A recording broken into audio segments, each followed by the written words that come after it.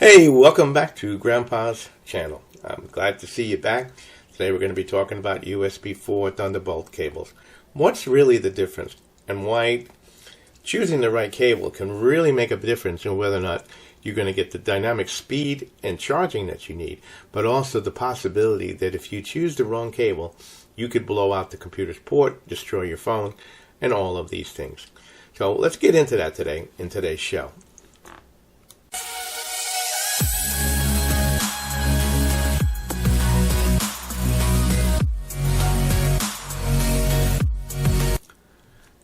For those of you who don't have an understanding of this, you can see USB IF latest USB specification. Okay, so when you buy a cable, and if it's something from an Office Depot or something like that, and it's a $3 cable, you're not going to get any ratings on that cable. It's basically, a grab and go cable. But a good cable, okay, will have numbers on the side. It'll tell you whether it's USB 4, it'll tell you if it's rated, it'll have the name brand on it. If it doesn't, there's some things you need to be very careful for. Now you can see that originally USB 2.0, which is 480 megabytes per second, and USB 3.0 were basically a type A socket.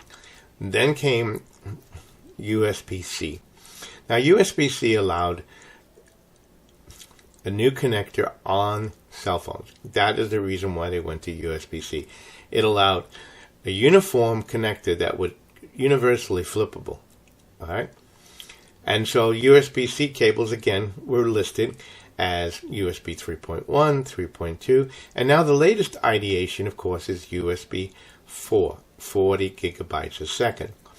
And then you also have Thunderbolt. Let's get into understanding that a little bit more.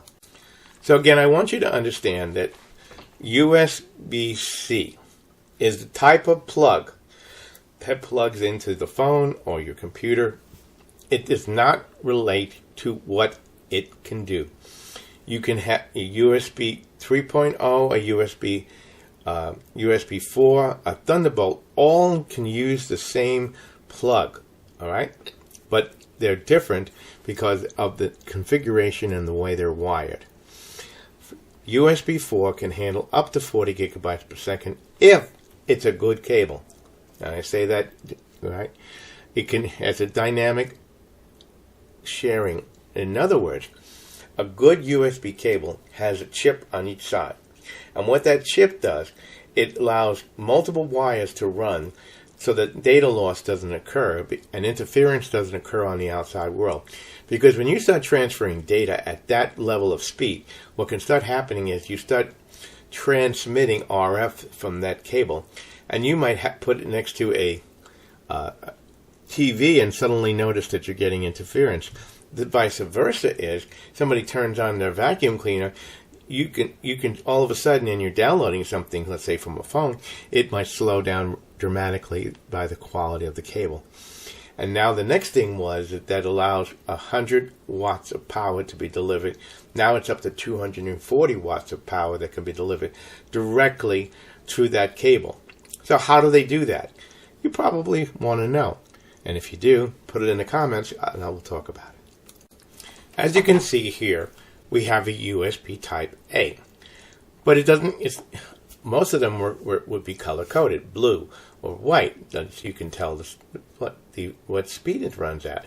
Well, this USB-A happens to have an SS next to it, which means it's super speed. That means it's USB 3.0. Now, next to a USB-C socket, you might see a Thunderbolt, indicating it's a Thunderbolt socket, or it might have USB 4, or it might have no markings at all. And then what do? How do you know what port to plug in your USB 4 port cable, or do you actually have it? Well, in those cases, you're going to have to go to your control panel and go to your devices and look at USB-C, and you will notice it'll tell you it has a Thunderbolt chip, or it has a USB 4 controller, or it has a USB 3.1 controller. In this case, you'll know how fast the output of your computer. And one of the biggest things that Microsoft has been getting on laptop manufacturers is their lack of ability to tell the people who are using the devices what they have, because you get an inexpensive laptop and it says it has a Thunderbolt socket, but it won't support a monitor, or you get a USB-C socket on there, and it says the controller does it, but all of a sudden you discover that it won't run dual monitors. You follow what I'm saying? So right now Microsoft is on manufacturers of laptops and computers to become more uniformity. The other biggest problem that you probably have discovered, if you haven't already, USB-C cables most of the time are not marked to what they are. You know what I'm telling you? I got 3 cables here. Only one of them has a Thunderbolt on it. Okay, can you tell me which one is the 3.0, which is the 4.0? There's no way. There's no way. That is one of my biggest beefs with these cables. They're not telling them. But I do want you to notice the size. The Thunderbolt cable is very long. The white cable is long. The Amazon Basic cable is long, and the one on the third cable is short. And the thickness of the cable is different on each one of them. Let me show you something about this that'll make you understand better. I've been asked many times, what's the difference between an Apple, Thunderbolt cable, and then somebody who's making a Thunderbolt cable and it's $50, and another person who's making a Thunderbolt cable and I can buy it for $9? What's essentially the difference? The one on the left happens to be Apple Thunderbolt. It's under a CT scanner. And as you can see, there's a circuit board on both ends of the unit. And that unit, okay, it has not just 4 wires, which were USB 3.0, and then 6 wires. It has 12 wires. Are you following? And they're well wrapped, they're well connected, and not only that, there's a circuit board there that controls power regulation. So if you have a charger coming in, that charger is producing power.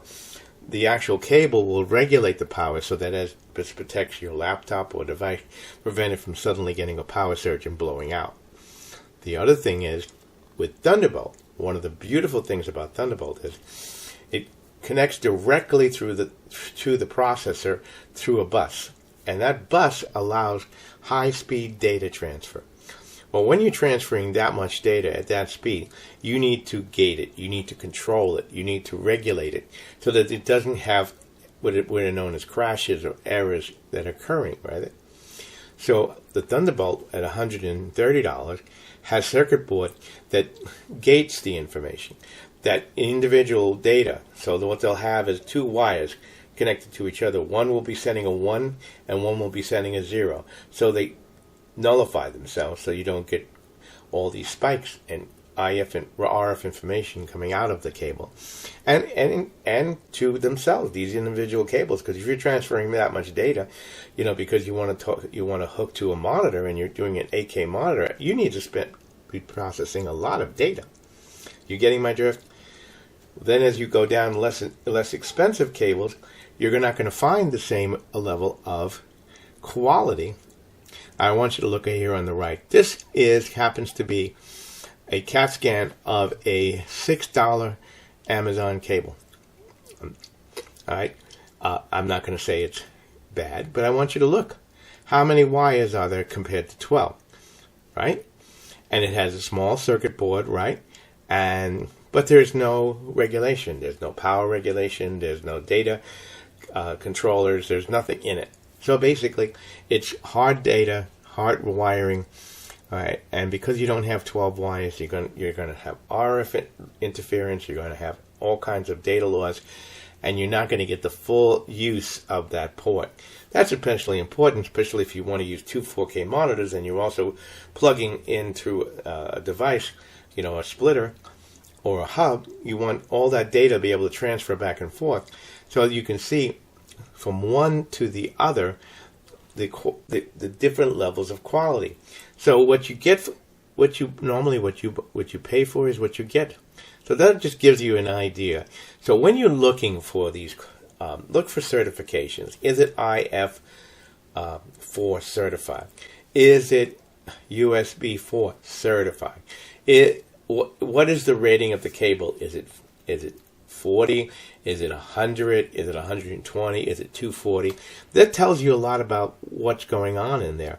But if you get a cable and it's $6, you know what you got. We say you get what you pay for. Apple's circuit meant to protect the devices and get the most out of the product. Inexpensive ones, not the same. Are you getting this? As this information has been helpful for you? If it is so, put it in the comments. Give me a like, share, and subscribe. So let me bring this information to a combination. USB 4 and Thunderbolt are the standard of today. And you can't really use these older USB-C cables and get the full functionality of them. And a lot of the USB-C 4 cables are only good enough to charge, and they can't even charge 20 watts. They can't even charge 10 watts. You have to look at the rating of the cable. The other thing, look at the quality of the cable. You can tell, if you got an inexpensive, cheap cable and you look at the one that's $50 and the cable is nice and thick and also the connector is longer, you can tell right away. You're getting what you paid for. I think you can see right here. You can see the Thunderbolt on the left, the cable is thicker. You can see where the circuit board is. You one on the right. This one happens to have an LED display on the other side. And so it is, and it's rated at 100 watts. Now, the other two, I don't know, but you're getting my drift. So if you're going to be using USB 4 cables or Thunderbolt cables, you want to make sure you have the right cable for your computer. You want to buy a high quality cable, because I'll tell you a little story that happened to me. I do a lot of product testing here, and I do a lot of work on computers here. And somebody sent me a cable for review, and it was an inexpensive cable. So I plugged it into my unit, and I plugged it into the device, and I'm just doing a basic test to see its quality and its charging speed and all that. And all of a sudden, I bend the cable a little bit one way, and I hear pop. And the USB port was popped. It was gone. Was not used. I had to go in and repair the actual motherboard for that use. And that's what you want to avoid. You don't want to spend money having to repair your computer, your phone, or whatever, because you ended up being cheap and buying a cheap cable. Invest the money, look at the ratings, and then take a magic marker, okay? If it's black cable, you get a gold one or a silver, mark it what it is. If it's a white one, take a black magic marker, so that when you're taking these cables out to use them, you know which one it is and what it's for. Because I'll tell you today, you have to be protected. Anyway, I will leave you a link to a very good cable that I happen to know about. Check it out. Check out my other videos. I'm working on a video right now about the SSD problem that's been happening that Microsoft later update. And I'm also working on a video about how to connect your TV wirelessly to your laptop. So check out those videos. Don't forget to like, share, and subscribe. Your grandpa loves you. Put it in the comments. Have a great day.